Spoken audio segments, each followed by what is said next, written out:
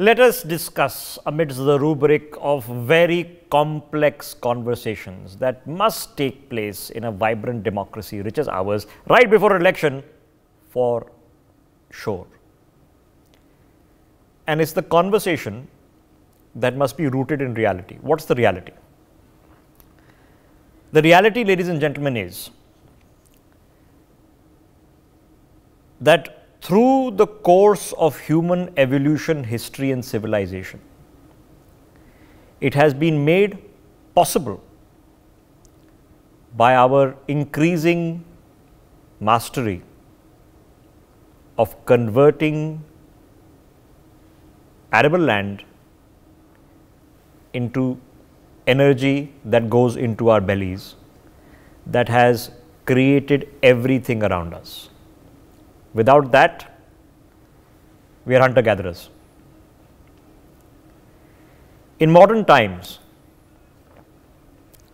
4, 5, 6, 7,000 years after the first parts of agriculture started in the valleys of North India, in the valleys of the Euphrates and Tigris, in the Nile Valley. Today, modern agriculture across the globe in advanced industrial developed nations, take the US for example, about $40 billion of subsidy is required every year. $40 billion. In Europe, 50 billion euros of subsidy under the European Union alone, let alone individual countries, to support farm produce. In certain parts of Scandinavia, Sweden and other places, 60 to 65% of the value of the product is received through government intervention, subsidy, support pricing and other mechanisms. So global agriculture requires public support. Indian agriculture requires public support.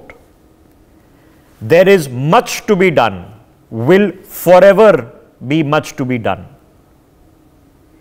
in solving the conundrum that the people in the field that still contribute the quintessential baseline of our GDP, which is the food that goes into our stomach, who contribute the most amount of active labor employment, should get a better deal in a modern Bharat. That's the baseline.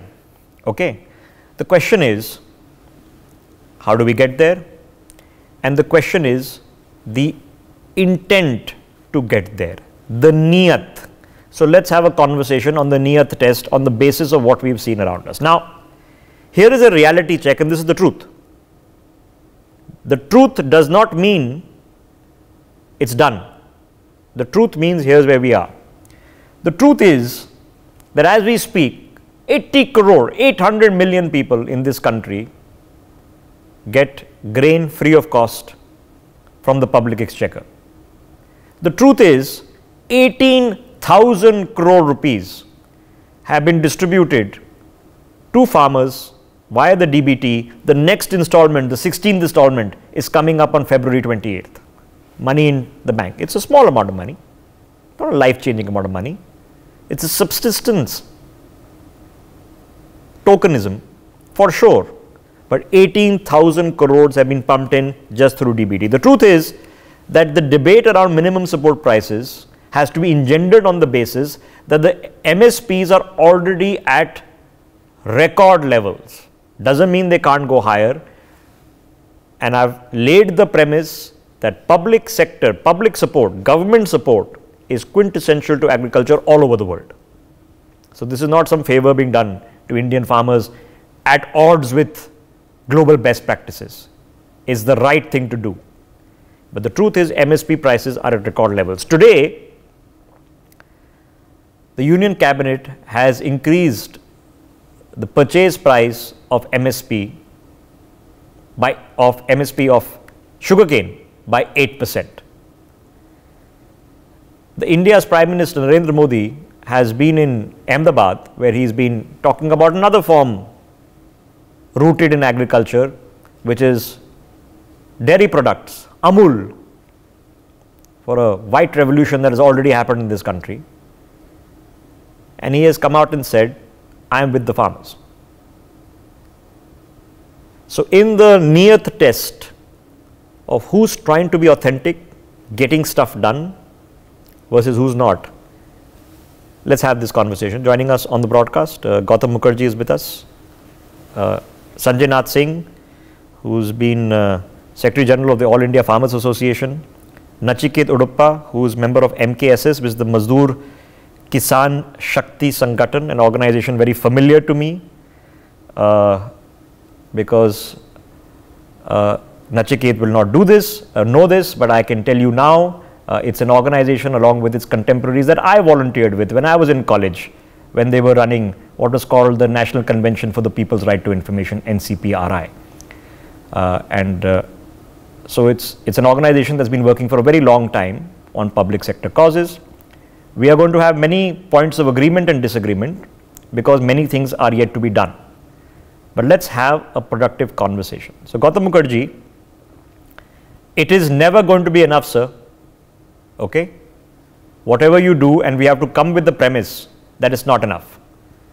We can't go to anyone, especially our farmers, our veterans, and say, well, we've given you enough, we've paid you enough. Okay? It's always going to be short. So the question is, are we in the right direction with the right intent or not? You've seen the sugarcane prices, you've seen the offer for minimum purchase at MSP for the next 5 years, a deal that has been put on the table.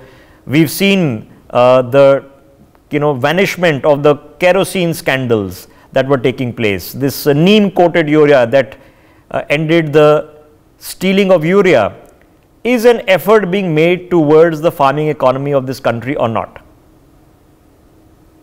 Yes, if you look at what the present problem is, 70% of the MSP is on wheat and paddy, and it has been given mainly to the farmers of Punjab and also to some in Haryana and some in Western Uttar Pradesh. Now, the trouble with growing paddy in particular in Punjab is that it's semi-arid. The water table has fallen over 25 meters. The canal water, which is also supplied free of charge along with electricity and all inputs like you mentioned, fertilizers and so on, this is unworkable and they do not make a very good quality paddy.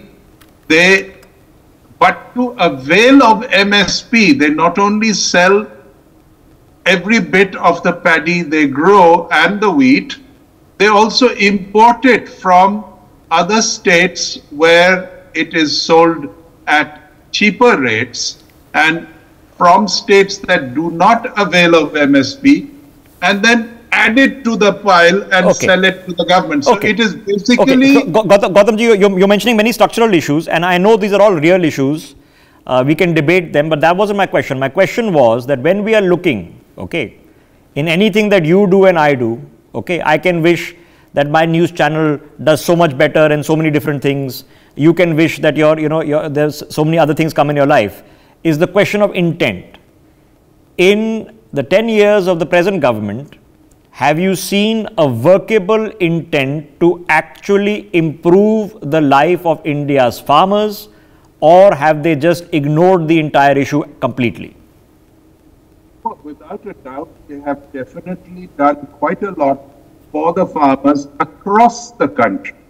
But having said that, the people who run the farming community are a minuscule minority that actually feed off the rest. And this is an anomaly created right from the early days of MSP in the 1960s when it was used as an incentive. Now, no political party has dared to take it off the table. But I think what is happening now is very hopeful. The government is trying its best to diversify crops. The farmers have also said 22, 23 crops should be under MSP. But, one is that you're buying this for the public distribution system, or the giveaways that you mentioned to the very poor. But should it be concentrated on just 3 states and 6% of the farming population, including the commission agents, which are a few hundred on top? Okay. So, many structural issues are going to not vanish in the scope of the next few hours. They're going to be with us, and we have to accept the reality of them. Okay.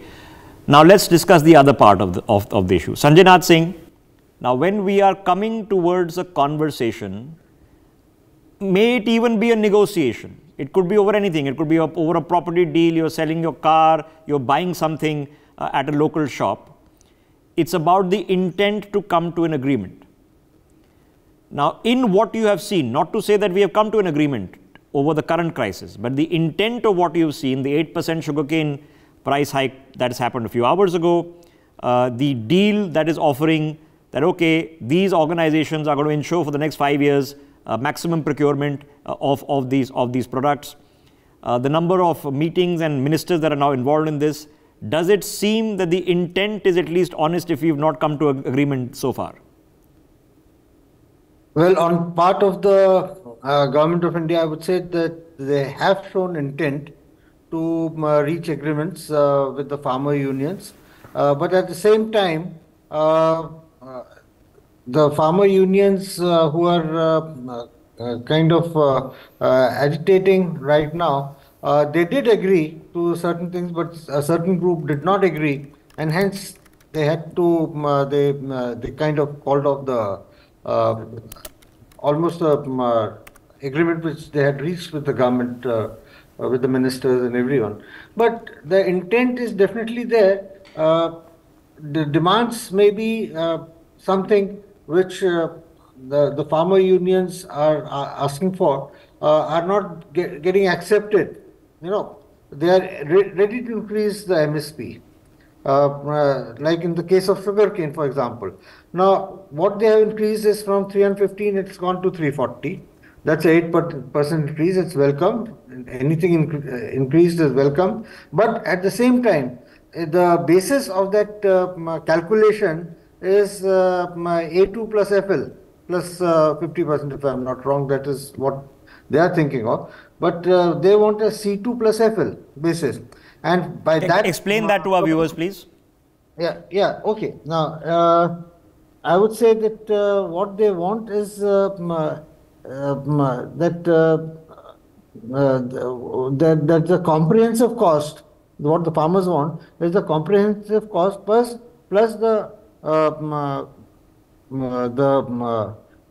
labor, the free labor being kind of calculated and added to the comprehensive cost. Whereas this A2FL is basically related to is paid out as A2 is paid out cost and the family labor. That is the cost that is being worked out, not the comprehensive, the cost of production. So there is a difference, and by that proportion, if you go by it, what the farmer unions are demanding, the sugarcane farmer unions, they are wanting at least rupees 450 per quintal. So there is still a gap of 110 rupees. Okay, all right. So there is a gap. We are heading in the right direction. Okay, yeah, and what Sanjay Nath Singh is explaining to you that how do you assess the cost of production? How do you assess the cost of a good? Okay, you can assess the cost of a good on the basis of inputs required, and you have to assess the cost of the good in the basis of labor hired. But what if you yourself are the labor? What is the cost of your labor? Okay, so the assessment of the cost of the goods, the government at the union has said this 8% increase is fair and remunerative. Now, let me get Nachiket into this conversation before I also introduce into the conversation Manish Bharti. Now, Nachiket, you just heard the Prime Minister of the country say that I'm with farmers. He's spoken in the past about ending the kerosene scam, which affected farmers, about the urea scam through neem-coated ureas, which affected farmers. He started the DBT, of which 18,000 crores has been distributed. I know to each individual farmer it's only a few thousand rupees a year, so it's not a life-changing amount. But are you dealing with a government that is intent on improving the situation for farmers, even though we still disagree on the details, or is it a question of intent at the core? I think the government, and this is not to do with any particular political dispensation, but I think globally, and certainly in India, globally the figures even you were sharing, but even in India, the whole paradigm of development is one where a country that gets industrialized, a country which has a very vibrant service sector is one that is considered developed. And therefore, it has even been stated policy. Arun Jaitley, late Mr. Arun Jaitley, had even said so much on the floor of the parliament that the idea is to divert the employable force from agriculture, from the primary sector into the secondary and tertiary sectors. So therefore, the underlying imagination behind all policy has largely been to keep agriculture or the agrarian economy at the bare minimum required for subsistence. And for that subsistence, there may be certain increase that happens every year. And the intent is certainly there to ensure that subsistence is possible. But beyond that, that the agrarian economy is vibrant, that people are thriving, and that the Indian economy, the growth in the Indian economy is also driven equally by agriculture as the other two sectors. The kind of investment and intent that is needed for that is missing. Okay, all right. So you're saying, okay, you're not disagreeing with that, ending kerosene subsidy scams and urea scams that's a good thing, okay? But a larger intent is still desired and required. Now, let me get Mr. Bharti into this conversation. Mr. Bharti, we now want to solve all problems of farmers in the next 10 days or next 10 months. A lot of structural issues still need to be figured out. It's going to be an issue for our entire lifetimes. But is the intent right? When you're seeing the developments taking place of the efforts that are being made, both in the larger scheme over the past several years and immediately, what do you make of the intent, the niyat? The problem with all the governments, whether it is the present government or the previous regime, they all think that when it's about the farmers, that let's not be very serious about them. Let's say whatever you want, let's give whatever, propaganda you want to take up. The farmer will not understand the basic intent. But in the last 5, 6 years, 10 years span, the farmer of this country has also become very wise because of the information technology breakthrough. Now, people in remote villages know what is CACP. One of our friend had not elaborate on that point. CACP is a government organization which calculate the cost of production. And I like to bring those few figures in the knowledge of the esteemed panel. Please. The CACP report for 2022-23 sugarcane, that is the cost that the government says that this is the basic cost, and a minister in the UP assembly have quoted this, that 348 rupees per quintal is the basic price per quintal for the sugar cultivation. And what they are offering to the farmer? Not even the basic price, whatever the cost is incurred on it. As far as, like, I am from UP, I am sitting in the sugar belt. It's a western UP, I belong to Meerut. So, like, we know sugarcane more than anybody else in the country. I think my counterparts in Maharashtra are the second one who knows better about the sugarcane.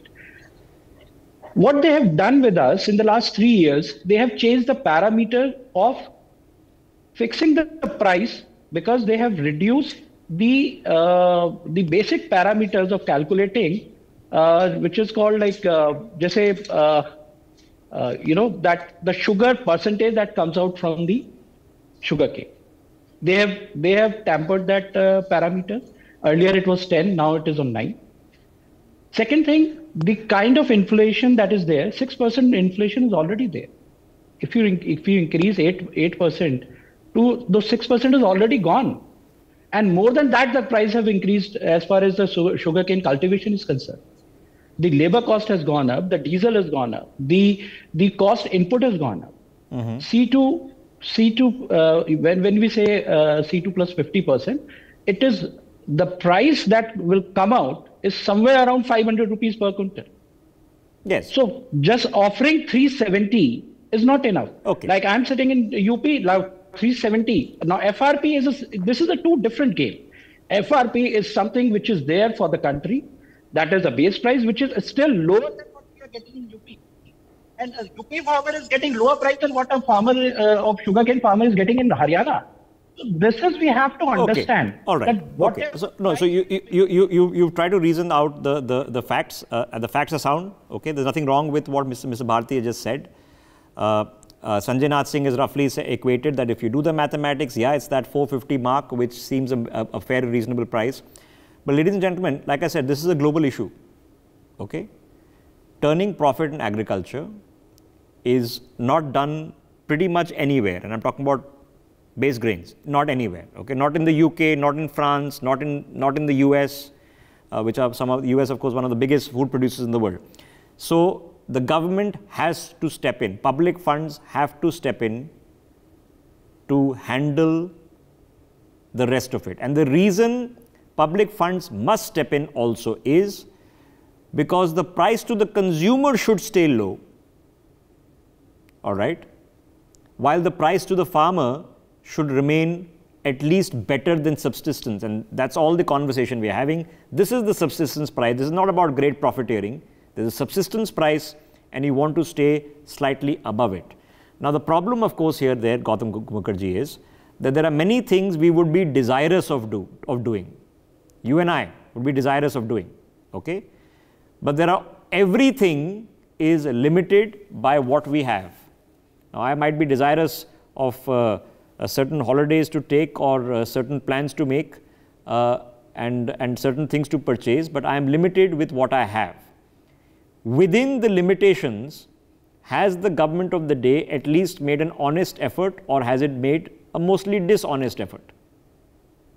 Well, we've said this before. Definitely the government of this day is trying very hard to ameliorate the situation and the condition of the farmers. But let us understand a few things in a broader context. If we look at it in a silo of Swaminathan's formula, then you come up with 500 rupees, for example, and you have a 30% impact on the retail price of food.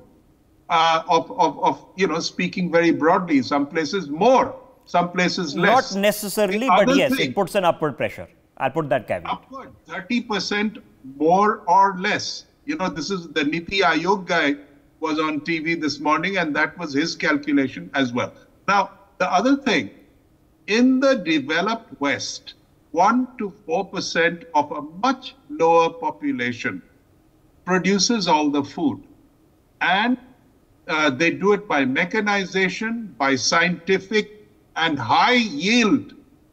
Now, ours is 50% of the entire population of India is in agriculture, and their output is extremely pathetic. And this is, and then they want pensions for all these people, 50% of the population. They want debt waiver. How is it viable? If we do this, we're talking of an internal debt trap. Improve your efficiency, produce more, and then you're talking. That's how it's subsidized, because abroad they want the food and they don't want half the population making it. Okay. This is also so they are all valid points. You're not wrong. Correct. Less than 2% of the US population is involved in agriculture. Okay, and yet it's the world's largest food supplier. You can have all hosts of arguments. That is mechanization the future? Is it not? Is it actually more damaging to the economy if you destroy the avenues of employment of labor through the agricultural sector? Economics, ladies and gentlemen, is a very complex thing. The stuff of Nobel Prizes is a good reason. It's a very complex thing. So let us not assume that we're going to solve it in the next 5 to 10 minutes. So I'm trying to ask a more basic question. Sanjay Nath Singh, there are always going to be reasonable limitations. There's what we can do and what we can't do. What we can do a bit later, what we can do in a step-by-step manner. So then that brings us down that if we were to have now an honest negotiation is that both sides actually want to solve the problem, whether it's a divorce or a property dispute. If both sides actually want to solve the problem, they might not agree on all the details. How do we proceed to have an honest negotiation that's problem solving, that has a bit of give and take, that has a bit of pragmatism, and it's just not showmanship? Yeah, well, the kind of agreement I would envisage is that the government kind of agrees to have the MSP, whether they make it into a legal guarantee or not, that's a separate issue. And even if they do, doesn't make a difference, because it does not call upon the government to purchase every grain or every product produce of the farmers to be purchased by them. So the only thing is probably the farmers, what they want is that this MSP becomes a kind of a guideline for the rest of the country and for the rest of the buyers to pay a price of that much and nothing less. So they kind of are assured of a price. So that is one thing. Now, number two is that the farmers also must, on the other hand, agree to finalize the agenda and stick to it, and then go for negotiation. Because every time, what I am finding, and I am being very honest about it, is that the farm leaders are going there and they change the goalposts. Now that is not fair. That is not fair. Okay. All right. Okay, that's reasonable. So okay, that's reasonable. Let me put that same question to Nachiket. Nachiket, now, nobody is going to get everything that they want. You and I don't get it. Okay. So there has to be some pragmatism, but there has to be some way forward. So the intent is going to have to be strong on both sides. Okay. Now we're going to draw an assumption for a minute. It's an assumption that the intent is to come to a solution, not just to come with a pretext just to suffocate the problem for a couple of months until elections are over one way or the other. So if the intent is there to solve the problem, what is the next step forward? Yeah, so I think the constraint that is often bandied about in the media, that there is not enough money, this is not something that can be done fiscally, etc. On this, like even Sanjayji before me, I think, was mentioning, what the government has to pay is the difference between the market price and the MSP. So this figure that is often bandied around in the media of 10 lakh crore and that's not possible, etc. That assumes that the government is going to buy all the produce and then not sell it at all. You know, it's a complete loss. Whereas the difference, if one calculates between market price and the MSP for these 23 products, it works out to between 2.5 to 3 lakh crore. And there also, again, so that there is no pressure on the consumers, there are also mechanisms like price deficit payments. So therefore, there is no inflationary pressure, and the poor rural consumers don't face the impact of food inflation. So I think there are definitely methods. If the government has the right intent, I'm sure there are people who have made calculations how to make this possible. Okay. So, yeah. Okay. So you've seen one step forward, and of course the argument can be it's a baby step, it's a half step. Today, at least on one of the items, and sugarcane is an important item, as Mr. Bharti has told you, especially even in places where he is residing. Mr. Bharti, I'll leave the last word to you. On the assumption that if there is honest intent on both sides, knowing that everything is not possible, but a few things certainly are, what do we do next? We have a very practical example right in front of us. The same sugarcane industry, let's talk about this. The government announced two pricing. One is the FRP, which is now announced by the central government. Another is the SAP, which is announced by the state government. Is the government buying sugarcane from the I have a question to all the intellectual people.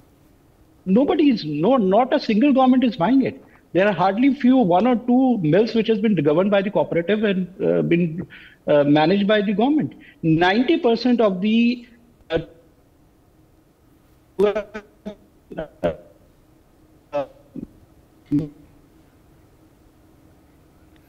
Okay, Mr. Bharti, my apologies to you, sir. We've just lost you in mid-sentence, unfortunately. But I think the premise of the point you were making was similar to what Nachiket is suggesting, that it's not that the government has to buy every quintal of the produce, but it does set a higher base price for private sector operators. It's a complex argument, ladies and gentlemen, but I can only present to you this conclusion in what is ongoing.